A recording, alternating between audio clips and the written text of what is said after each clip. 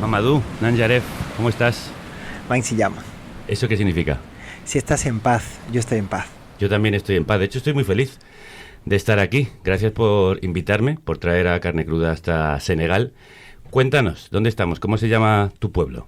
Mi pueblo se llama Gandiol, está situado cerca de San Luis, a unos 18 kilómetros. Un pueblo rodeado por el río Senegal y donde da también paso para salir hacia el Atlántico. Un punto de encuentro entre el mar y el río. También un sitio de mestizaje donde hay muchas culturas conviviendo. Un sitio tranquilo. Un pueblo muy tradicional, donde he nacido y he pasado los mejores momentos de mi vida. Un pueblo de pescadores y de agricultores. Físicamente, ¿cómo es? Describe cómo son las casas aquí, cómo vive la gente. En los últimos tiempos llegó el cemento y todo esto, pero antiguamente eran casas hechas con maderas, Sí. Que se llamaban barak.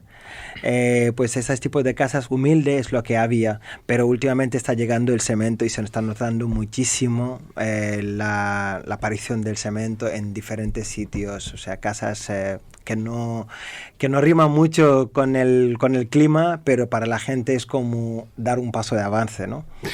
Vosotros estáis recuperando la vieja manera de construir, pero de eso hablaremos más adelante. A mí de tu pueblo, que me llama la atención por muchas razones, porque es un choque cultural el que vive uno cuando llega a Gandiol, me llama muchísimo la atención ese sonido estridente, el fragor que tiene el mar. ¿Cuál es el sonido de tu pueblo para ti? Para mí el sonido que siempre ha marcado mi vida, mi infancia, es el sonido del río. O sea, escuchar el río, escuchar el mar, para mí esas dos cosas, y olerlos también, respirarlo. De hecho, hay una cosa que llaman aquí la brisa, que le llaman brise, que todos los días se siente a una hora exacta del día, que puede ir cambiando, que es como si de repente pues es un aire acondicionado que han abierto y lo sientes, lo vives y todo el mundo lo sientes, ¿no? Para mí, pues esto es algo muy de aquí, que me relaciona mucho con el lugar. Y los pájaros, el ruido de los pájaros, de los animales, todo se escucha. ¿Por qué? Porque hay un silencio. Esta mañana he oído un pájaro, un canto que no había oído jamás. Muy distinto, no puedo describirlo porque eso solo se puede sentir y percibir. Y me ha llamado mucho la atención. Digo, estoy en un país en el que no había estado nunca, estoy en una cultura que no conocía, estoy escuchando un pájaro al que no había oído jamás. Y estoy en una radio en la que no había estado nunca, es la emisora comunitaria de Gandiol, Gemsunubop, efectivamente. Gemsunubop, que significa en wolof creemos en nosotros, ¿verdad?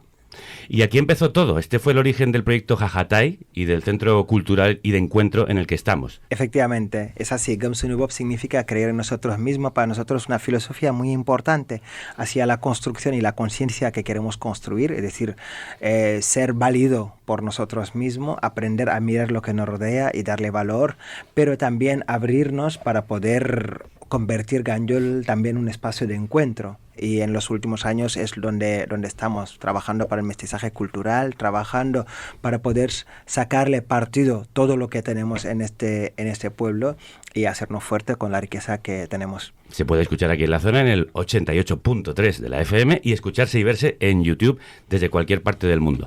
Y tiene un lema muy inspirador, la voix et la voix de la communauté, es decir, la voz y la vía de la comunidad. Por cierto que es un estudio precioso, forrado con neumáticos y con esterillas de colores vivos, típicamente africanos, con una mesa larga llena de micrófonos en torno a la que hoy vamos a reunir a los responsables de Jajatay, el proyecto que nos ha traído a Senegal, y algunos de los invitados a unas conferencias sobre periodismo, activismo e inmigración, conocidos como Jeune Afrique, un juego de palabras entre journalisme, periodismo en francés, y África. Después hablamos de eso, pero ¿qué es Jajatay? ¿Cómo definirías en pocas palabras vuestro proyecto? Jajatay es digamos, un laboratorio de creación de respuestas.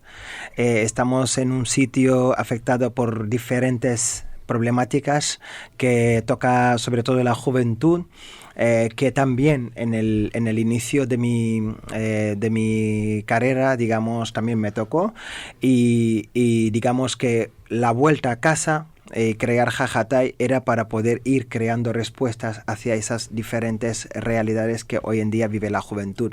Entonces es un espacio donde experimentamos respuestas para poder crear una autorrealización comunitaria, y pues es un espacio donde hay muchísimos jóvenes, porque también es una respuesta que tiene que crear la juventud, que se crea con la juventud, que se crea con la población local. Hay muchos jóvenes, hay muchos espacios que se están construyendo, que a la misma vez todas las construcciones de Jajatay son, digamos, como ejercicios para poder fortalecerse, para poder crecer humanamente, y también un diálogo eterno, ¿no? con todas esas problemáticas que nos rodean, entre los cuales nosotros intentamos buscar respuestas y también crearlo con la gente con la que invitamos aquí, porque también es un sitio muy abierto donde hay gente de diferentes nacionalidades, donde hay gente de diferentes rincones de Senegal.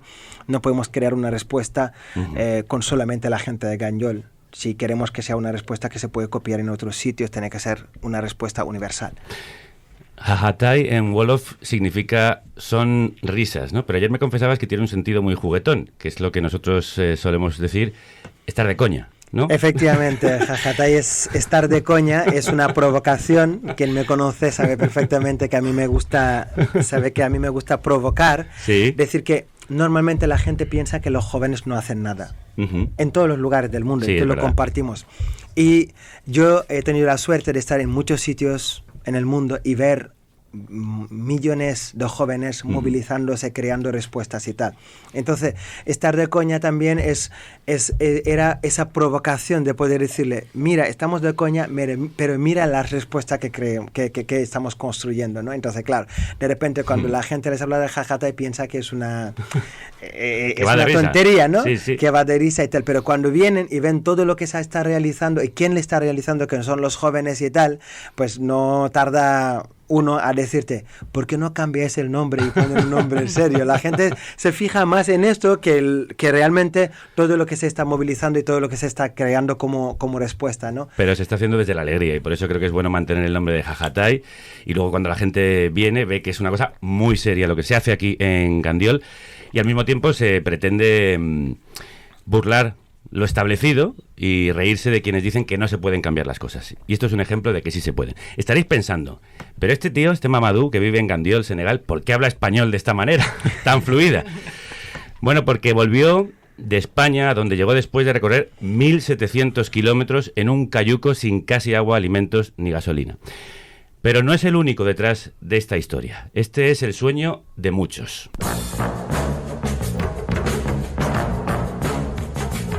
Es el sueño de Mamadou, es el sueño de Pablo, de Lorenzo, de Ángela, los que he conocido en estos días. Es el sueño de Irene, de Robert, de Ainhoa, de Hanna, de Ibra, de Laura, de Giri y otros amigos que han soñado este sueño, y es el sueño de Nerea y de Laura. En 2013, Nerea, una arquitecta vasca, obsesionada con ayudar a los demás desde que era una niña, vino a Senegal a trabajar en un proyecto de colaboración. La acompañaba a su amiga Laura, una gallega. Y aquí Nerea se encontró con Mamadou, y Laura y él se enamoraron. Y los tres juntos se propusieron hacer realidad el sueño que Mama tenía para su pueblo, crear un lugar donde su gente pudiera reunirse, intercambiar ideas y mejorar su comunidad con sus propias manos y sus propias voces.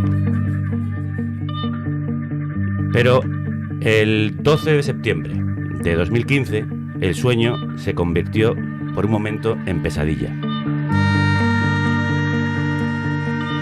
Nerea murió en Caramans, al sur del país, en un accidente de moto cuando volvía de visitar una escuela. Mamadou, ¿qué pasó entonces? Bueno, Nerea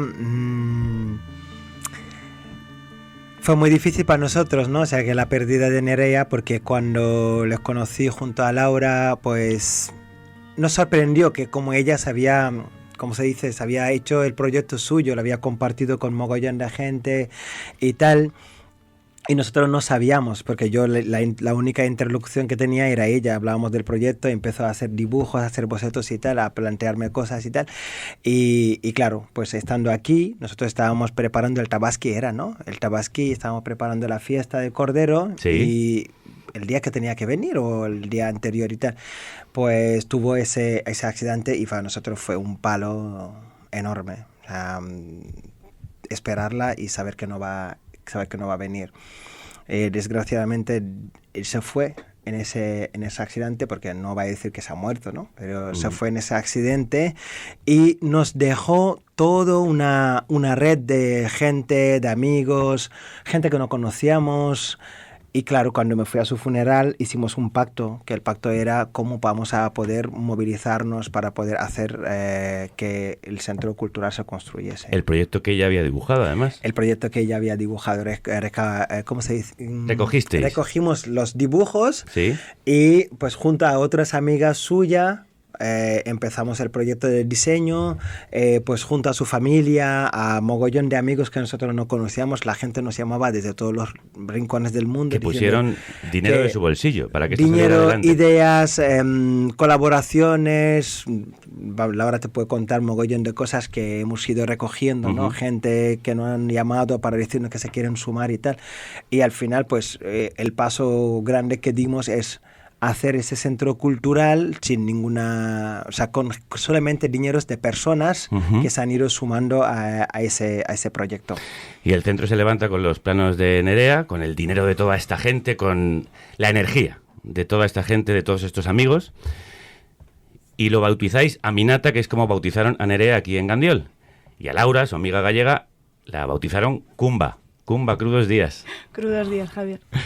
¿Qué es este centro? ¿Qué es Aminata? ¿Qué pasa aquí? ¿Qué cosas se hacen? ¿Cómo es? Pues es un centro que se creó de todo ese amor y toda esa buena energía que se generó con las ideas de Mamadou y con todo ese movimiento a raíz del viaje de Nerea y que nació con un espíritu muy colectivo, tanto en la recaudación de fondos como aquí en la construcción. Entonces, cada cierto tiempo en la construcción, que duró como un año, se llamaba a la gente del pueblo que venía a construir con sus manos, los niños, las niñas, las personas mayores, las mujeres, en un proceso que fue muy emotivo.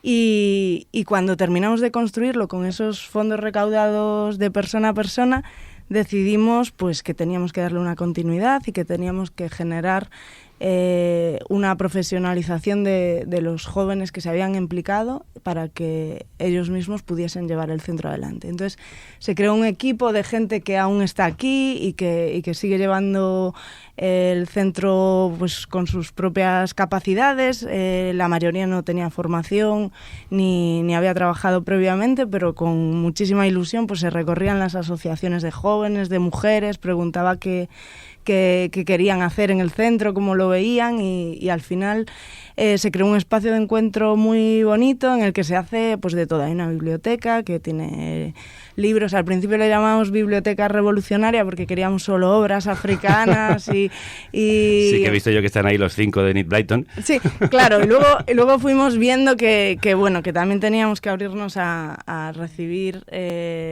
un poco obras que nos iban pidiendo, que se leían en las escuelas y que las necesitaban los estudiantes y que está abierta para toda la población. Tenemos colaboraciones con las escuelas también para que puedan venir a hacer actividades en la biblioteca. Tenemos una cafetería que abre cuando hay actividades o por las mañanas. Hay una sala polivalente que hacemos, entre otras cosas, el Journal Freak y actividades de todo tipo y que además de organizarlas desde el centro también acogemos otras actividades que propone la comunidad. Una sala abierta, un espacio de cine. Hay un montón de niños dando clase por las mañanas. Eso es.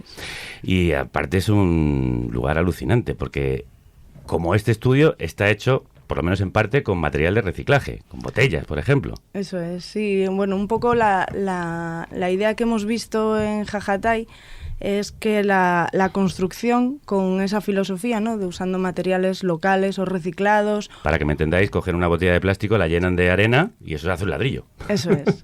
Pues eso ha surgido un poco de la falta de medios en un primer momento y luego vimos que era una herramienta para trabajar ciertas cosas y sobre todo para deconstruir otras ciertas, ¿no? Y, por ejemplo, pues que no se puede construir con esos tipos de materiales, por ejemplo, que hay que ser arquitecto o ingeniero para lanzarse y entonces pues nos permitía trabajar ciertas cosas, ¿no? Como que las mujeres no podían estar en la construcción o que una persona si ha hecho una carrera universitaria no puede remangarse y ponerse a trabajar con sus manos. Entonces nos ha permitido la construcción pues eso, de construir algunas ideas que teníamos y que ha servido también de herramienta de trabajo entre gente de diferentes nacionalidades que recibimos y que muchas veces no comparten la lengua, pero sí ese espíritu y esas ganas de trabajar unidas, ¿no? Yo creo que acabo de entender el sentido de Jajatai. Cuando vosotros le contáis esto a la gente, dicen, Jajatai, estás de coña, ¿no? Pues no, es verdad.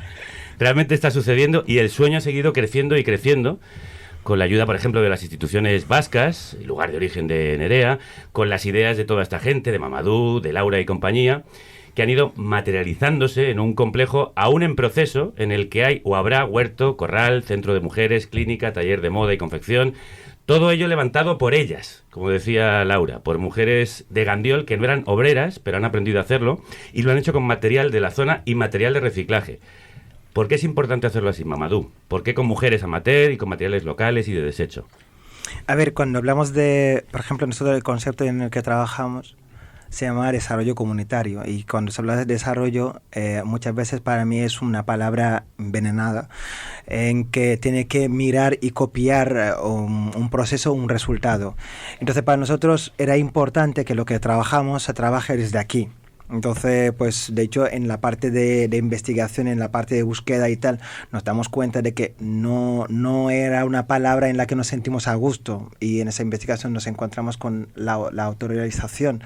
Es decir, que empezar a buscar respuestas desde lo que nos rodea.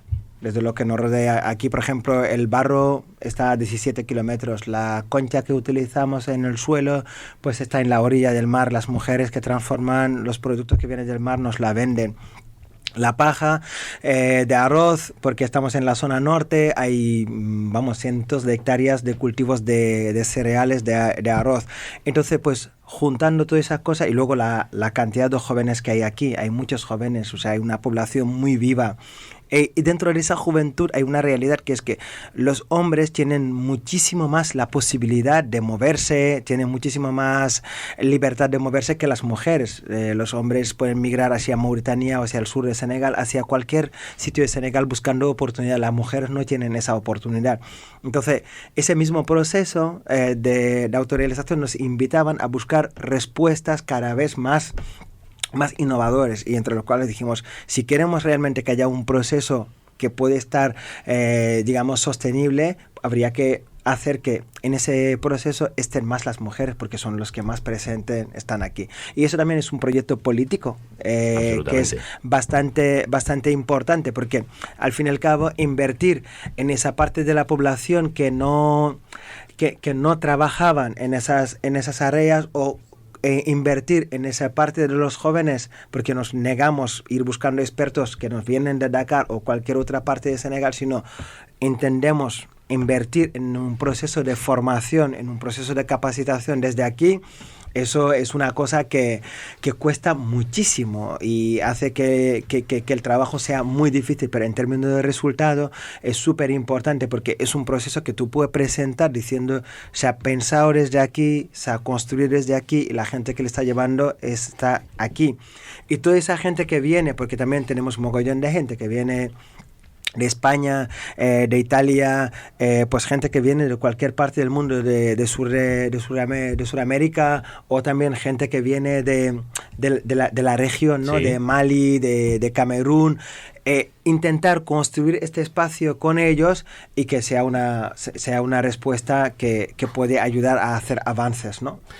Todo lo que estamos viendo aquí es digno de verse. Ese complejo destaca precisamente porque se ve desde la carretera, por su colorido, por su presencia, por su diseño, en un país en el que, como nos contaba antes Mamadou, muchas casas de cemento no están pintadas o están a medio hacer.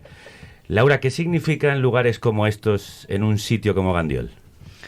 Bueno, yo creo que es símbolo de esperanza, ¿no? Y sobre todo de osar, ¿no? De decir, bueno, estamos en una situación que no siempre es la ideal, que hay, pues eso, hay unas problemáticas que hacen que estés un poco en un bucle, ¿no? De espera, de incertidumbre para muchos jóvenes, y tener unas infraestructuras con colores, con esas formas de hacer diferentes, que si el muro te sale torcido lo puedas tirar y volver a empezar, que veas a chicas en oficios que no suelen ejercer, pues yo creo que es algo esperanzador, ¿no? Y que te dan ganas de decir, bueno, pues otra manera de hacer es posible y otro futuro es posible, ¿no? Sí, ocurren muchísimas cosas aquí. Yo me estoy quedando, por ejemplo, en una residencia de artistas. ¿Qué pasa ahí?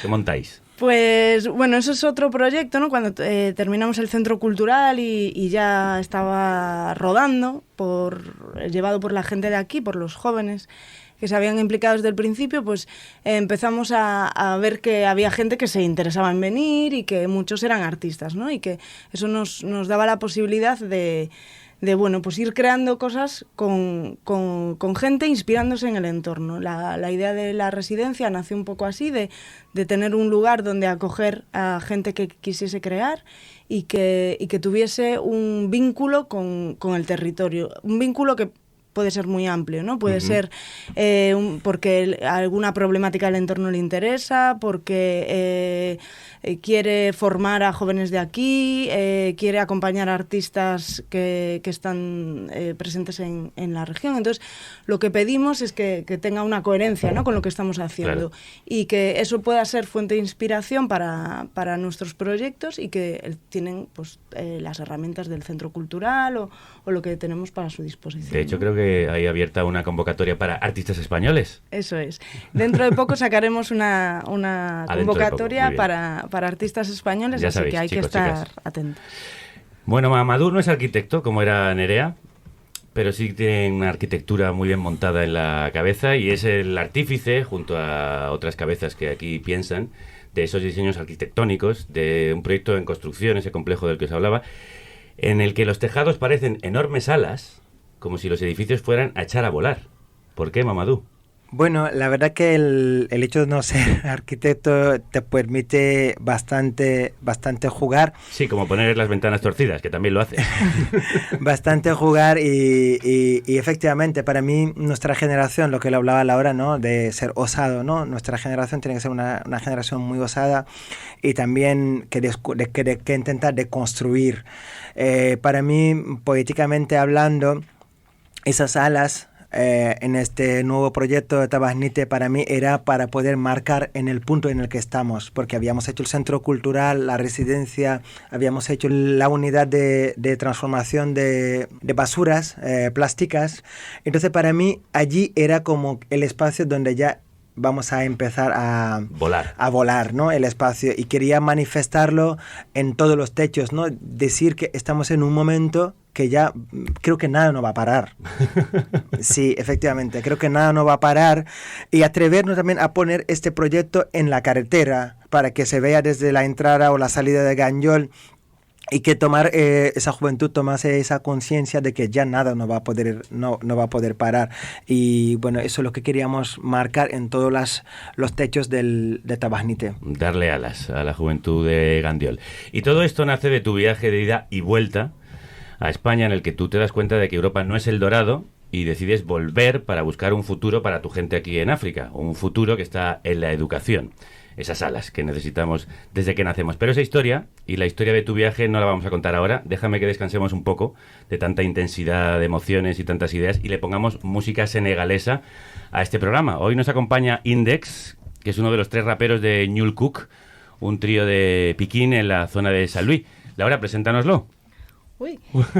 Index es un buen amigo y aliado en esta construcción de un mundo distinto y de una juventud comprometida. Ha también pasado un tiempo en Europa, en Francia, y ha decidido volver con su familia y empezar también un proyecto artístico, pero también de acompañar a gente joven, y eso es lo que más nos gusta, ¿no? Esa visión que tiene de que hay que tomar el relevo y que hay que meter esa energía a la juventud para que emprenda. ¿Y esa energía la va a meter con la música? Allez-y avec la musique, et depuis nous faisons l'interview.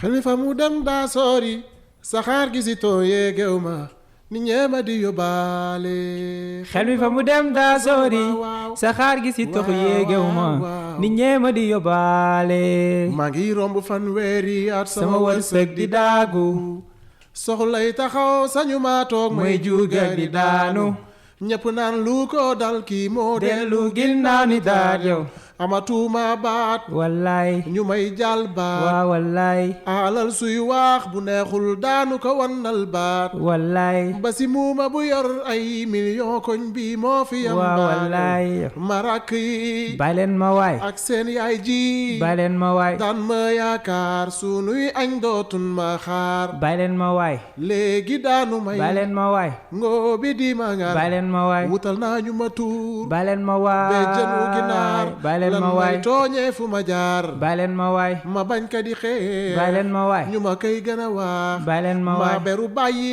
leen bàyyi leen ma waay tooñaar bàyyi leen ma waay koñ bi yëpp dëkkal ma fu ma dëkkul bëggatuñ ma naw waaye juri tere seen doom yi bëgg ma ba ñëpp di ma daw namu seen paakaaren di ma te naan yàlla buur mooy dogal sol ngeen bu seytaane xel mi fa mu dem daa sori waaw saxaar gi si tox yéegew ma ni ñeema di yóbbaale xel mi fa mu dem daa sori saxaar gi si tox yéegew ma ni ñeema di dofloo ni xel mi fa mu dem daa sori saxaar gi si tox yéegew ma ni ñeema di yóbbaale pos bi dërëm daa sa baax wallaay fay luyaas dal lay laaj waaw wallaay soble mbaa njëgu laaj wallaay boo dul joxe lin lay laaj bés wallaay dina wax ñu ni ku la ko laaj waaw wallaay waaw ñàkk loo def bàyyi kat leen ma waay mani ñàkk loo def bàyyi kat leen ma waay boole seeg nit ñi lay def mën naa dem ba def la def kat jamono ji sax daa metti muñ si dafa war kuy jullit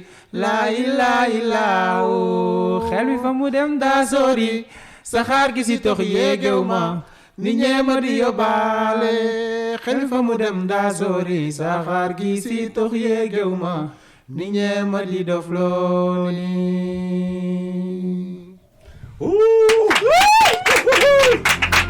Bravo.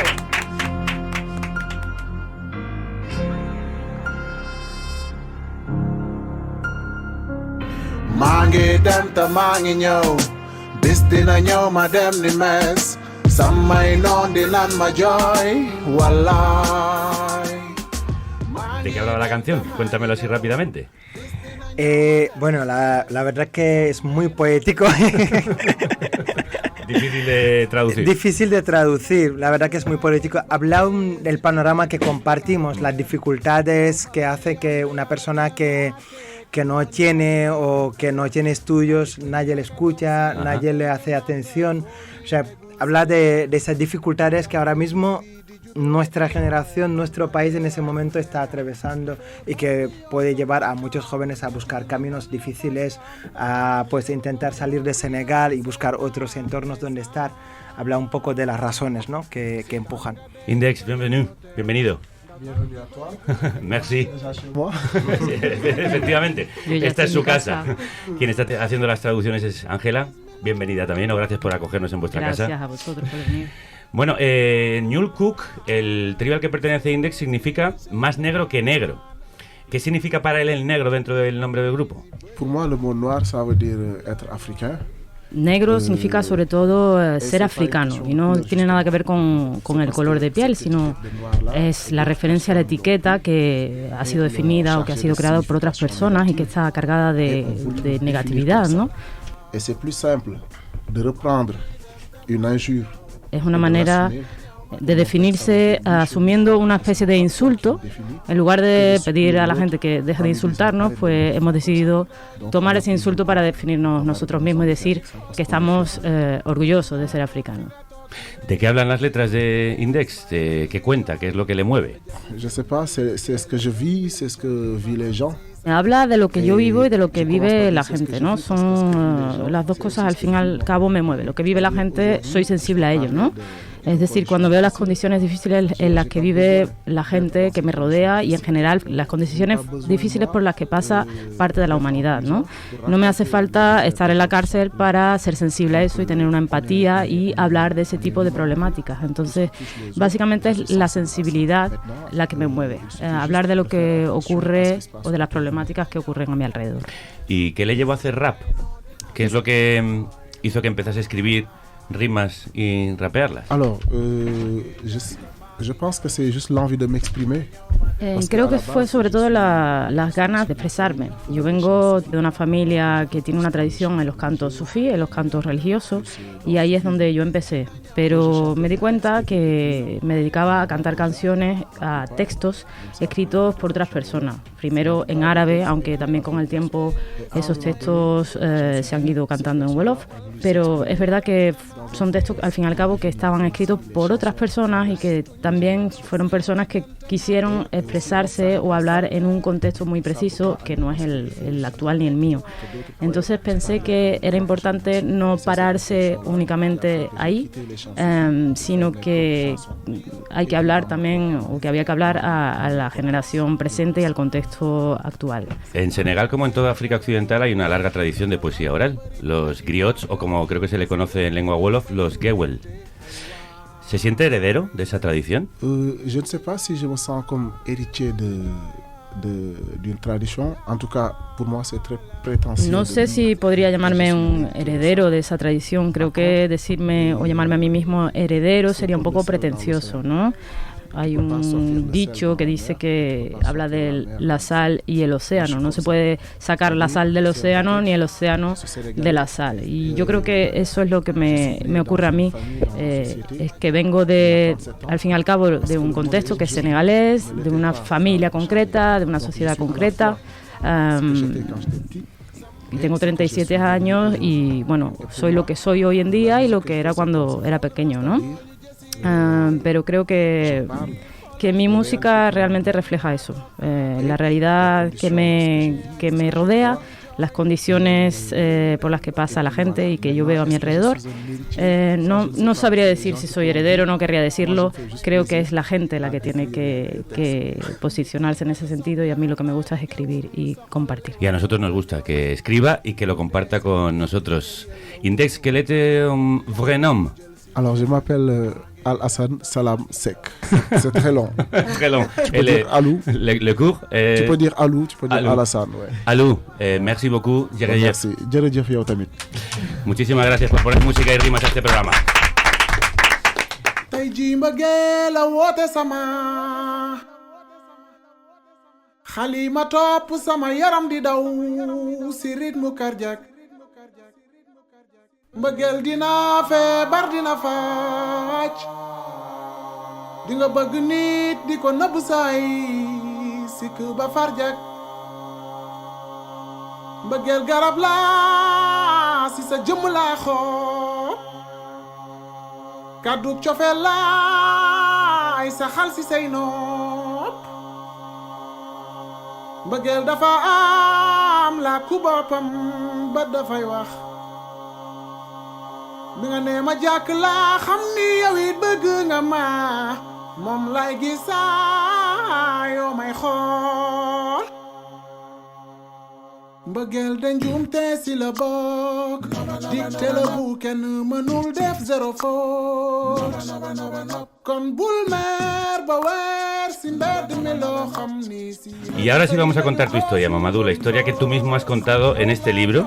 3.052, esos son los kilómetros que separan Senegal de España, Dakar de Murcia, donde terminaste después de una peripecia terrible por mar. Un proverbio en wolof dice que o se vive dignamente o se muere intentándolo. ¿Por eso decidiste coger esa barca?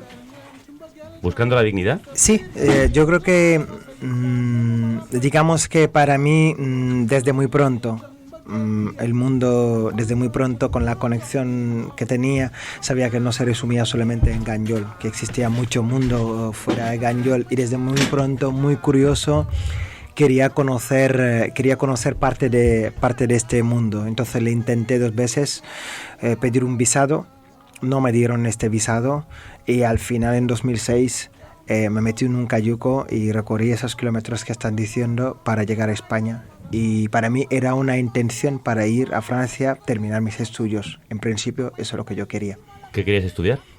Quería estudiar en aquel tiempo trabajo social. Ajá. Bueno, ¿a qué has acabado haciéndolo? No ha hecho falta. Lo has estudiado en la que dicen Escuela de la Vida, ¿verdad?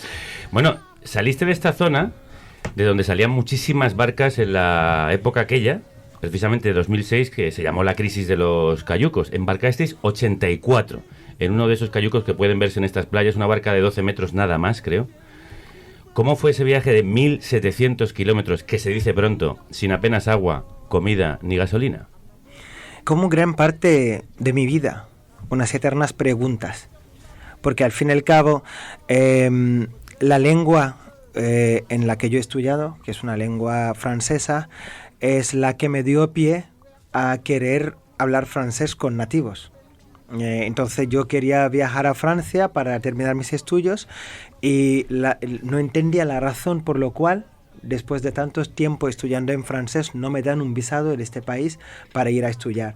Entonces para mí son miles de preguntas que me acompañaron en esos kilómetros, entre los cuales los jóvenes europeos pueden ir donde les da la gana. Aquí recibimos españoles, italianos, franceses, vienen, están el tiempo que quieren y luego no pueden los africanos ir allí. Y para mí esas injusticias que hoy en día siguen son los que en grande me acompañaron dentro de ese viaje. La gente hoy en día piensa que los africanos que se meten en un cayuco o los africanos que recorren el desierto para irse a España es porque le gustan, es porque quieren hacerlo. Y realmente no es así. Todos queremos tener un visado, saber el día que vamos a volver, cuando vamos allí quién vemos, cuánto tiempo vamos a estar, en qué nos vamos a meter, en qué vamos a trabajar, pero no existe esa posibilidad. Esa injusticia hace que Mamadou no tenía, digamos, coraje de coger un cayuco. A mí toda la gente que me conocen saben que yo soy una persona muy miedosa, ¿sabes? Entonces no tenía coraje de coger esto. Fue al final una obligación porque quería viajar y pensaba que tenía derecho de viajar y me obligaron a meterme en un cayuco. No fue una decisión. 1.700 kilómetros, en una barca muy pequeña. Creo que hubo un compañero que no lo contó. Hubo un compañero que no lo contó. ¿Cayó al mar? No sabemos lo que ha pasado. O sea, que de repente despertamos una mañana y no lo vimos. Pero claro, ¿cómo son las horas y los días en esa situación? Incertidumbre total. Querer hacer una realidad y no poder hacerlo. Miles de preguntas. Y hambre, supongo, también, y sed. Hambre, sed, desesperación. Son momentos muy crudos. O sea, momentos muy difíciles. ¿Qué crees que vas a morir? Hombre, estás, ¿cómo se dice? Al final, uno vence el miedo de la muerte en este camino. Porque la muerte no coge a una persona que no quiere. Pues en mi tradición se dice, y uno lo corrobora allí. O sea, yo he estado muy cerca de la muerte, hemos estado muy cerca de la muerte, y la muerte no quiso de nosotros. Y por eso hemos seguido vivo. Pero cuentas en el libro que hubo un momento en el que prácticamente habíais perdido las esperanzas, que estaban, de hecho, los compañeros, muchos tumbados en el suelo, casi dejándose morir, y aparece un helicóptero y de pronto recobráis vida, prácticamente resucitando desde la muerte, ¿no? Efectivamente, o sea que justo cuando se nos acabó todo y que no teníamos gasolina para ir y tal. O sea que estáis perdidos a la deriva, es decir. Estamos perdidos a la deriva, por eso llegamos a la última isla, que es La Gomera. Tuvimos suerte de que un helicóptero nos vio y de alguna manera se recobra vida y eso nos llevó a la isla de La Gomera. Tú cuando llegas ahí, cuando pones pie sobre agua y después sobre tierra, creo que también ocurre algo que te marcó mucho. La primera persona, la voluntaria que te ofrece agua, que tú crees que te está llamando agua porque aquí es un nombre, ¿no? En Senegal dices, no, yo no me llamo agua, yo me llamo Mamadou. ¿Ese momento por qué te marcó tanto? Hombre, este momento me marcó muchísimo porque yo no hablaba nada, ni siquiera sabía hola, entonces no hablaba nada. Había pasado tanto tiempo con sed. Entonces, pues claro, cuando se me acercó y yo no sabía cómo se decía agua en castellano, y me dio esto y me llamaba agua, y me decía agua, yo pensaba que me estaba diciendo si me llamo agua, y le decía que no me llamo agua, y claro, para mí fue un momento también bastante llamativo, y creo que cualquier persona que estuviese en el momento en el que estuve, decir, con esa sed, una botella de agua significa la vida. Significa la vida. Y para mí también, para mí el azar no existe en la vida. Para mí todas las cosas que pasan por algo, o intento yo darle un significado para que perdure en la vida, y para mí tenía que hacer que esa botella de agua fuese simbólica. Y de hecho, después quisiste ser voluntario de Cruz Roja y dar agua a otros que llegaban como tú, ¿no? Sí, durante mucho tiempo en Cartagena pues estuve en la Cruz Roja, y durante mucho tiempo pues estaba en el equipo de rescate, y nos íbamos en alta mar a recibir los migrantes que llegaban, y claro, por eso hablaba de que para mí no fue nada azar. Entonces pues intenté lo máximo posible hacer que esto perdure en mi vida. Bueno, eso es lo que llamamos destino, en realidad, cuando uno convierte las circunstancias azarosas, que yo creo que sí que tiene la vida, en una decisión, y tú lo has hecho. Una decisión que te lleva a Murcia, a Cartagena, has dicho, pero no fue rápido ni fácil. ¿Cómo llegas hasta ahí? Porque hay también una pesadilla burocrática en este viaje, en este sueño. La migración es cruda. Hay tantas mentiras, tantas cosas que no se cuentan, porque al fin y al cabo, por mucho que en el Estado español en aquellos tiempos se decían que nos estaban repatriando, el Estado estaba ahí pues haciendo todo lo posible para dar seguridad a la falsa seguridad a la gente y tal, nosotros fue el mismo Estado español que nos metió en vuelos camuflados que nos llevaron a la península sin saber el nombre ni el apellido de nadie. O sea, yo me fui con mi hermano y yo era el número 44 y mi hermano tenía otro número. No teníamos ni nombre ni apellido. Y nos fueron así repartidos en la península, uno para un lado, otro para otro lado. Mi hermano se quedó en Madrid y a mí me llevaron a Castellón. Y a Castellón pues llega un momento que nos dejan en la calle. Y para mí hay tantas mentiras, tantas cosas que no se cuentan y tanta crueldad que pasa y que al fin y al cabo también una de las cosas, las eternas preguntas que uno hace en la península, que es otro viaje. Cuando llegas sin hablar lengua, sin entender la realidad y tal, es otro viaje que te espera allí, que es cómo sobrevivir, ¿no? Dentro de esa realidad tan fría y tan hostil, con tanta soledad y tan hostil.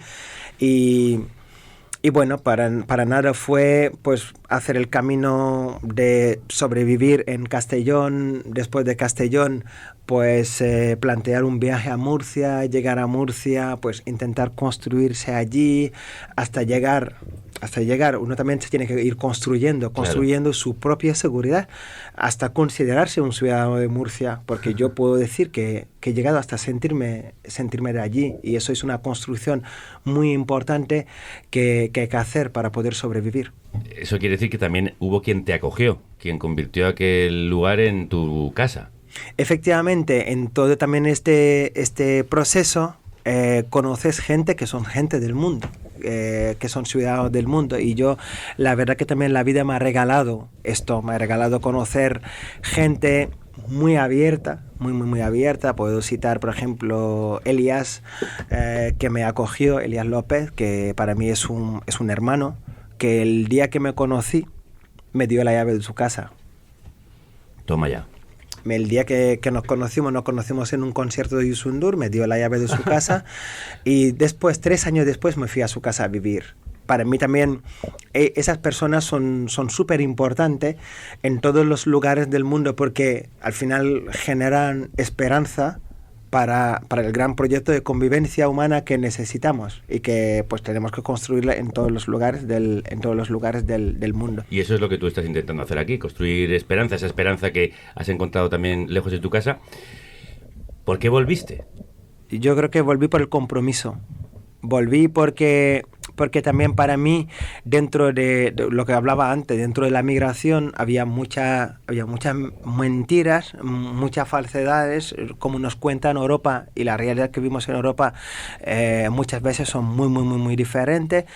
Esto para mí también era importante volver aquí y poder generar ese espacio de diálogo donde podemos dialogar con la gente, pero también donde podemos empujar a que ese derecho al viajar puede hacerse, como tú has hecho ahora mismo. Has venido aquí, como han hecho otras muchas gente que están aquí, que para mí eso es precioso y que debemos de generar para que todo el mundo lo pueda tener. El encuentro que estamos teniendo aquí para mí es maravilloso, o sea que somos gente de muchos lugares del mundo que van a convivir esos 2 días, poder dar esa oportunidad a los jóvenes de aquí, jóvenes como Hadim, como Yao, como Hassan, que puedan viajar dignamente sin dar explicaciones a nadie. Y eso es también un proyecto político, como volver aquí y trabajar desde aquí para que los jóvenes de aquí tengan derecho a viajar sin dar explicación a nadie. Pues vamos a hablar de ese encuentro precioso que se produce aquí estos días y lo vamos a hacer además escuchando la música de Youssou N'Dour, ya que lo citabas.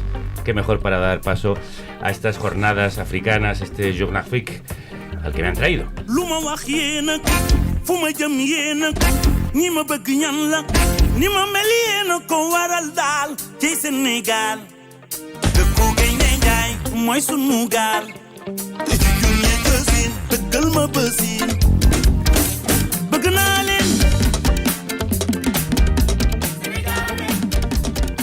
Laura, ¿para qué se hace Jour d'Afrique? Pues Jour d'Afrique nace de esa constatación, ¿no?, que decía Mamadou, de que muchas veces cómo nos cuentan desde los diferentes lados no responde a las realidades, ¿no? Entonces nació en 2019.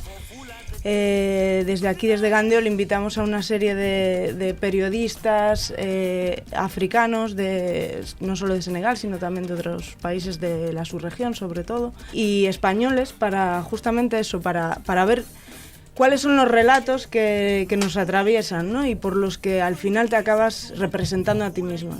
Y entonces fue un encuentro muy bonito en el que se trataron temas muy diversos, entre ellos la migración, pero no solo eso, también la sociedad civil, el rol de las mujeres, para ir deconstruyendo un poco los relatos y ver cuáles son las dificultades para tener un discurso y una narrativa más sincera y más real, ¿no?, de lo que está pasando tanto aquí como allí. Pues en estas jornadas de Jour d'Afrique, hablando de mujeres, hemos conocido a Quindi Akeju. Bienvenida. Muchas gracias. ¿Qué hace una afromañica de Bilbao en un sitio como este? A ver, voy a dar explicaciones, ¿vale? Sí, por favor. Por alusión. Pues, a ver, sí. Yo soy una mujer, yo me reconozco como una mujer africana que ha nacido en la diáspora africana. Sí. En esta ocasión, pues hablamos de la diáspora africana en el Estado español.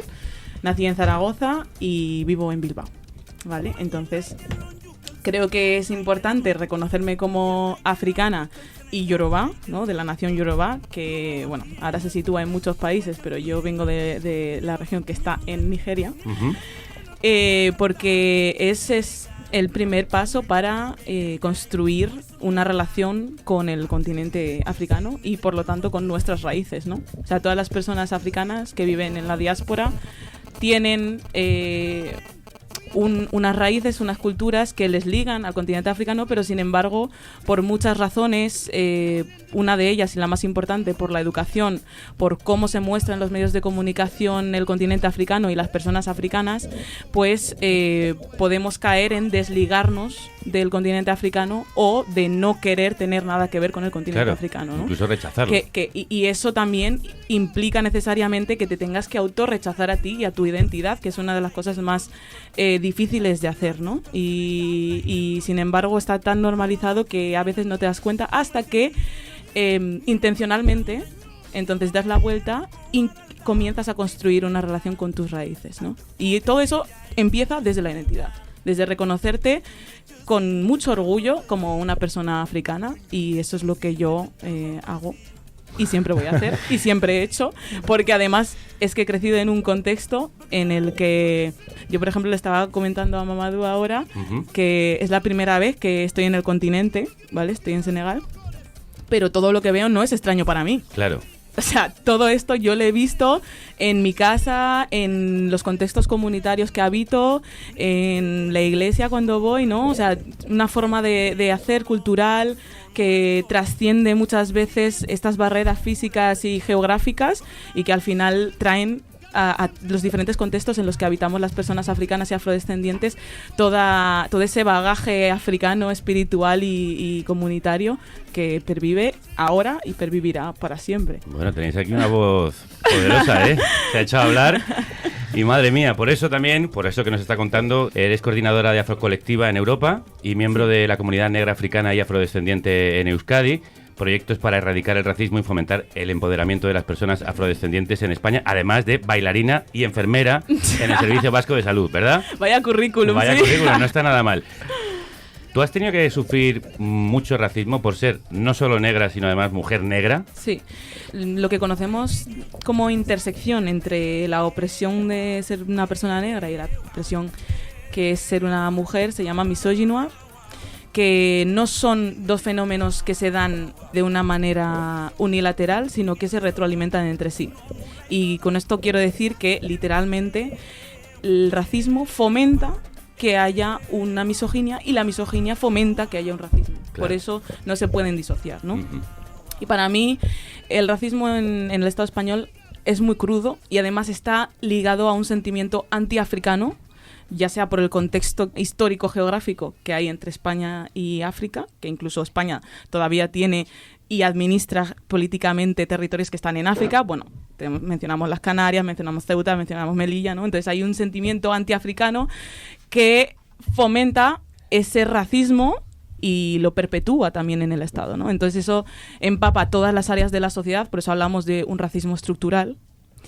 Y obviamente pues acaba calando en sobre todo las juventudes que están allí, pero también en las personas migrantes que vienen de África, en diferentes generaciones y en distintos niveles. Wendy, ¿te ha pasado que la gente se sorprenda de que seas enfermera y no prostituta? Uf. A ver, la gente se sorprende de ver a una mujer africana, orgullosamente africana, sí, enfermera. Y te ubican en todos lados, menos en la enfermería. A mí me ha pasado muchas veces que, bueno, estando en el hospital, queriendo atender a alguien, me dicen, bueno, mira, se me ha caído el agua aquí. A ver si me la puedes fregar, ¿no? Claro. Y es como, bueno, creo que sí, le voy a decir al compañero, a la compañera que te ayude a hacer esto, pero yo no soy personal de limpieza, ¿no? Pero y la cosa tampoco está en que, porque puedo ser personal de limpieza, sí, claro. Pero la cosa es dónde ubican a las personas africanas siempre. Siempre ubican a las personas africanas en los trabajos que son los más precarizados de la sociedad. Y porque entienden que las personas africanas no tenemos ese poder de poder estar en cualquier lugar de la sociedad, poder estudiar lo que nos da la gana y poder ser lo que nos da la gana, ¿no? Entonces, sí, me ha pasado muchas veces. Con la prostitución también me ha pasado. Y además es que el tema de la prostitución en el Estado español está tan normalizado que incluso en las películas todavía a día de hoy actualmente podemos ver que la representación de las mujeres negras en la mayoría de las películas, ahora mismo, gracias a Dios, está cambiando más el panorama, pero siempre es o la prostitución, o la limpieza, o la sirvienta, ¿no? Y eso también tiene un impacto real en nuestro imaginario y construye lo que es el relato comunitario social del Estado español. Quiero decir, esto no es un fenómeno que se crea solo. Esto hay muchas cosas de la estructura que fomentan que se cree este pensamiento hacia personas y mujeres africanas. ¿Te ha pasado también buscando casa? Uf. He tocado hueso. Buah, mira, buscando casa es que ya no es solo que te ubican, es que literalmente te rechazan. Y además es que tiene un trasfondo también bastante lógico, por así decirlo, ¿no?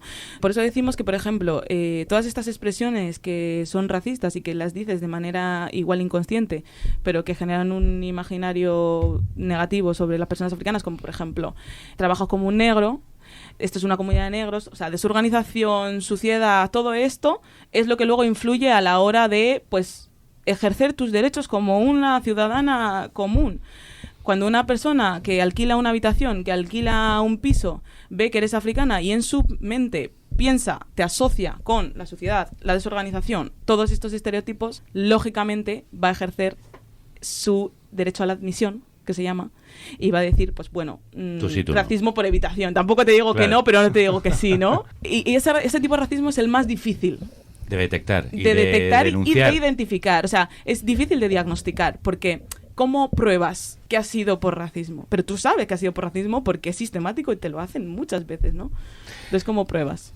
Bueno, por todo lo que cuentas, en Euskadi todavía se está lejos, bueno, y en todo el Estado español, de tener un Lehendakari negro, como decían en la película Airbag de Juanma Bajo Ulloa. Pero para luchar contra ese racismo, entre otras muchas iniciativas en las que participas, perteneces a Follow the Party, Seguir la Fiesta, un movimiento que desde 2008 pretende convertirse en un canal de promoción de bailes y músicas urbanas y sociales.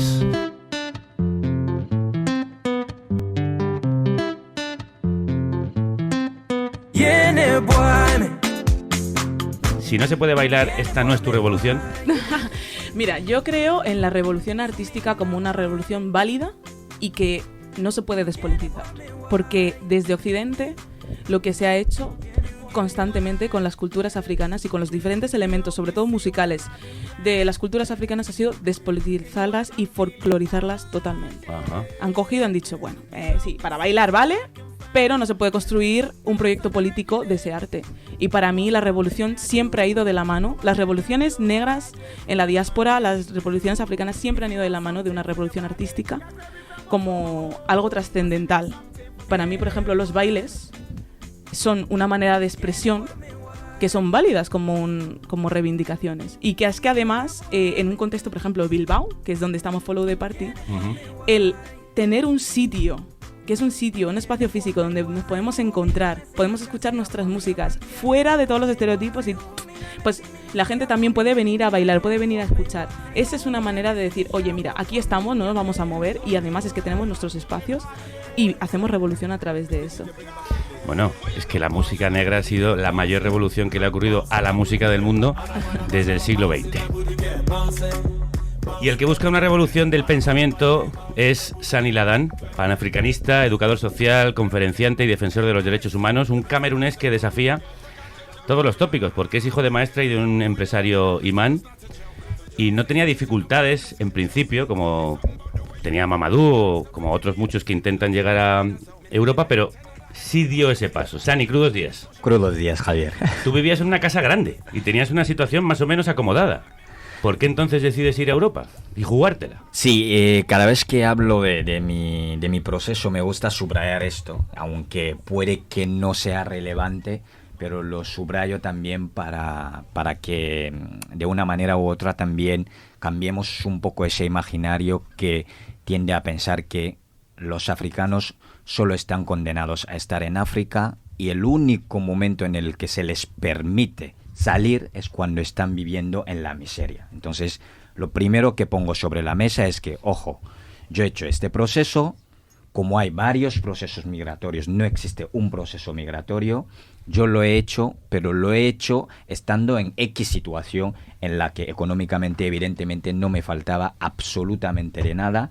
Y también me gusta decir que yo cuando me fui, la idea evidentemente no era ir a Europa, eso también pues a la gente, porque hay una idea también concebida de que todos los africanos, los 1.200 millones de africanos están pensando en ir a Europa, en ir a Occidente. No, los africanos tienen su realidad, tienen su día a día, tienen su vida y no están siempre pensando en ir a Europa. De hecho, tú primero de Camerún creo que fuiste a Nigeria a la universidad. Efectivamente, yo fui a Nigeria. La idea evidentemente era poder seguir mis estudios ahí y las cosas no salieron como a mí me hubiese gustado y por la suerte del destino o como lo queramos llamar, pues acabé durante mucho tiempo pues en España. Sí, durante mucho tiempo. El viaje fue largo y empieza, de hecho, con un robo de tus zapatos en la frontera. Y sin embargo te echas a andar. Qué gran contradicción o qué paradoja. Claro, esa paradoja me gusta contarla porque evidentemente cuando empiezas un proceso, eso demuestra también la resiliencia de que desde el minuto uno pues se presentan ciertas dificultades pues y que la resiliencia te hace seguir y es lo que a mí me movió para poder seguir. Ese viaje creo que fue crudo, como estáis repitiendo muchos y muchas aquí esta mañana. La amenaza de Boko Haram, las pelotas de goma de la policía, la clandestinidad. ¿Eras consciente de los peligros antes de partir? Ojalá hubiese sido consciente, pero en mi caso no no fui consciente. De hecho, echando la vista atrás, durante mucho tiempo me ha pasado echar la vista atrás, ver un poco lo que yo tenía antes de poder lanzarme a esto, y la conclusión a la que he llegado siempre es la de, si a mí me hubiesen puesto la película de este viaje antes, seguramente no lo hubiese hecho, sin ninguna duda, porque yo a día de hoy lo sigo considerando con la mente fría como una locura. Pero entiendo también, cuando digo esto, me gusta también decir que entiendo a la gente que aún teniendo y sabiendo lo que está ocurriendo, deciden partir. Porque muchas veces existe esa frase de, para vivir de rodilla, prefiero intentarlo. Y hay una canción incluso que acaba diciendo, para vivir de rodilla, prefiero morir en el mar, porque las olas por lo menos no dejan marcas. ¿Qué canción es esa? Es una canción que se llama Sueño de la Esperanza, de Pedro Sosa. Bueno, pues la pondremos para terminar este programa.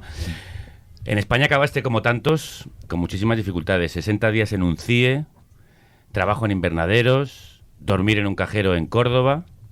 ¿Cómo se resiste toda esa crudeza, toda esa dureza? ¿De dónde sacar las fuerzas? La fuerza en realidad, cuando estás metido en ese proceso, la sacas de donde de donde ni siquiera te imaginas. Yo recuerdo, claro, echando la vista atrás, recuerdo la vida que yo tenía en mi país, que no me ha faltado absolutamente de nada. Yo no había pasado noche fuera de casa jamás, a no ser que en un viaje o lo que sea.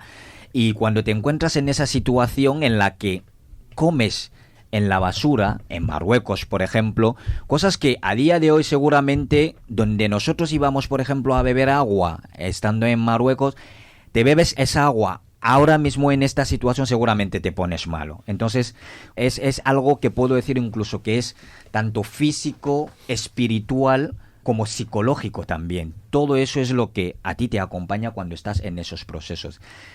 Y a mí, lo suelo decir muchas veces, lo más duro en todo eso, y mira que he pasado cosas duras, ¿no? Lo más duro han sido el internamiento en el CIE. Esos 60 días para mí fueron de los peores, porque esto viene acompañado de una incomprensión tremenda después de un año en Ceuta, en el SETI, a régimen abierto, en un centro a régimen abierto, pero la manera en la que nos llevaron a los CIE, la manera en la que te internan, estás encarcelado sin motivo. Ilegalmente. O sea, que no hay motivo para poder encarcelarte. Porque cuando miramos en el ordenamiento jurídico español, vemos que una falta administrativa no puede llevar a alguien en la cárcel. Es como si alguien sale sin carnet de conducir, cuando le para la Guardia Civil no le puede meter en la cárcel. Como mucho te pueden poner una multa, y es el equivalente a esto. Y todo eso evidentemente también, aprovecho el espacio, ¿no? Lo cuento en mi libro, que saldrá dentro de sí, poco. El 23 de marzo. Efectivamente. Que aquí ha venido a hablar de su libro también, que yo me lo has quitado de... Te lo iba a presentar yo, pero vamos, adelante. Dale, entonces, dale. Sí, bueno, mira, te llamas un título poético precioso. La luna está en Duala y mi destino en el conocimiento. Sí. Lo saca aquí el amigo, ni más ni menos que con Penguin Random House. ¿Cómo es la luna en Duala? Es una metáfora que hice, porque la luna, para que la gente lo entienda, no lo quería revelar hasta que la gente lo lea, pero la luna es mi madre. La luna es mi familia. Es decir, yo me fui de ahí con una relación, yo tengo una relación muy, muy, muy, muy cercana con mi madre, con mi familia. Yo soy una persona muy familiar, pero aún así decidí dar el salto de salir, dejando mi luna en Duala, en busca o con la mirada puesta en el conocimiento. De ahí un poco el juego que hago. Y aparte de eso también hay como... En mi casa recuerdo que cuando había luna llena, pues se ponía así un cubo en el patio para ver el reflejo de la luna en el agua, en un cubo. Entonces he hecho como una especie de juego con esas palabras para encontrar el título que espero que le guste a la gente. Qué preciosa imagen, esa del cubo de agua con la luna reflejándose. Si en ese cubo de agua se reflejase África, Quindi, ¿qué significaría eso para ti? ¿Qué es África para ti? Para mí África es el centro de gravedad de absolutamente todas las personas africanas y afrodescendientes, estén donde estén en la faz de la tierra. ¿Y para ti, Sani, qué es África? África es el origen de la humanidad.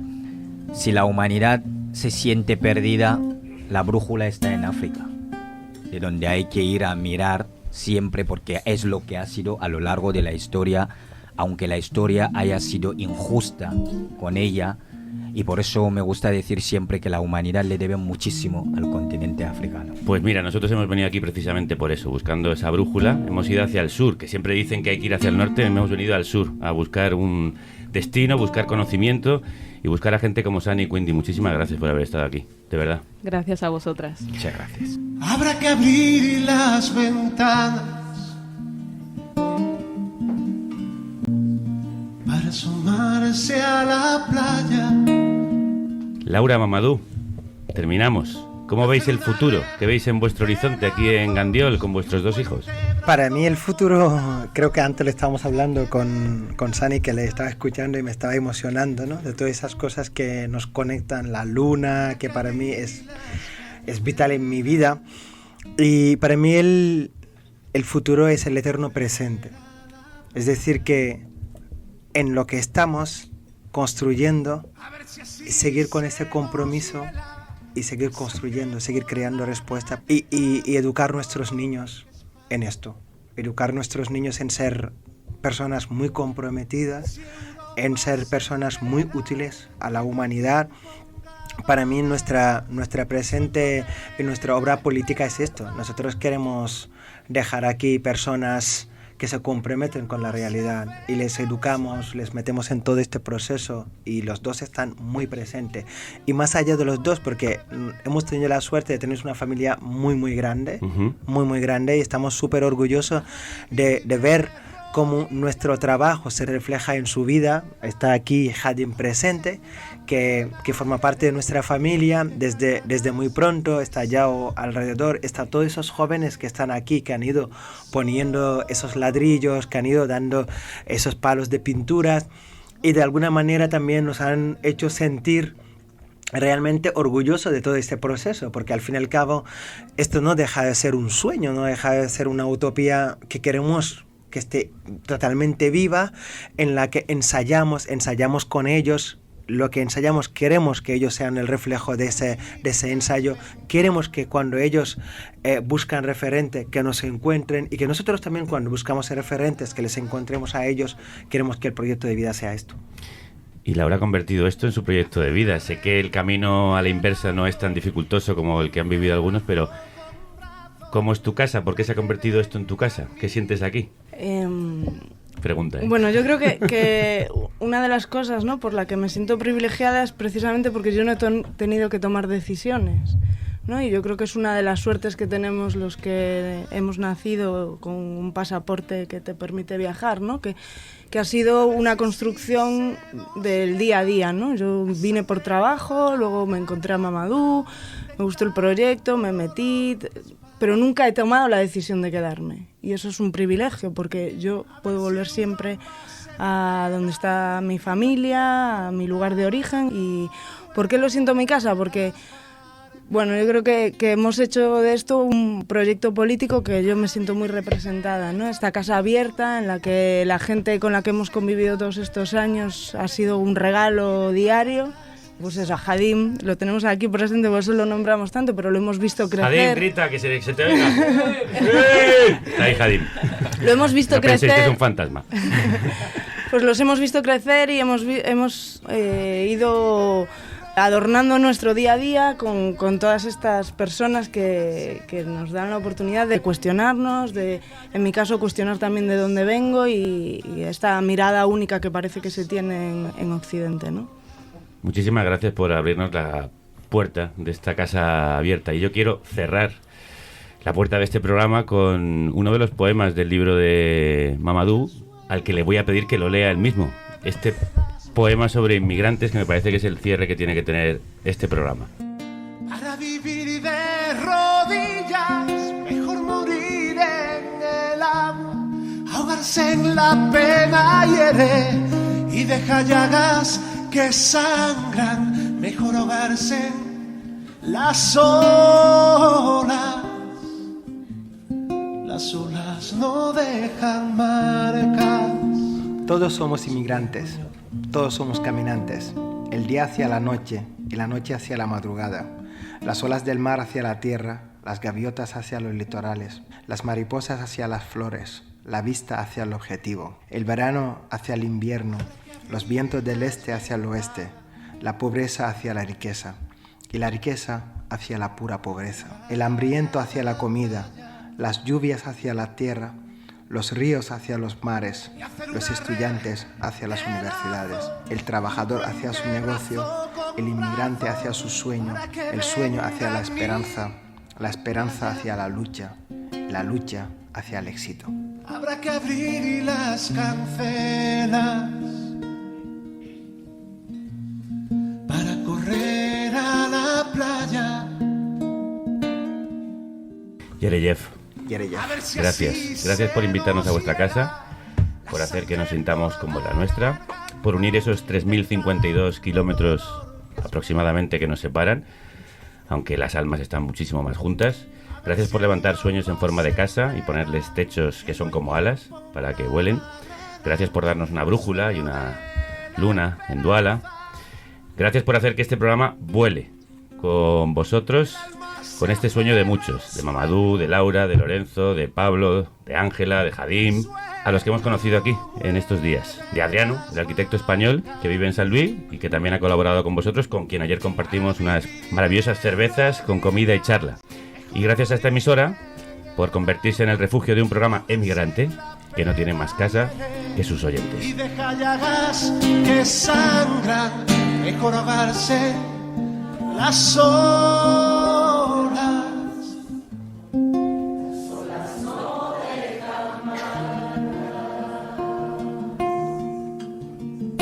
Creemos en nosotros y creemos en vosotras. Yereyev, gracias de corazón y que la radio os acompañe. Ay, ay, ay, ay, ay.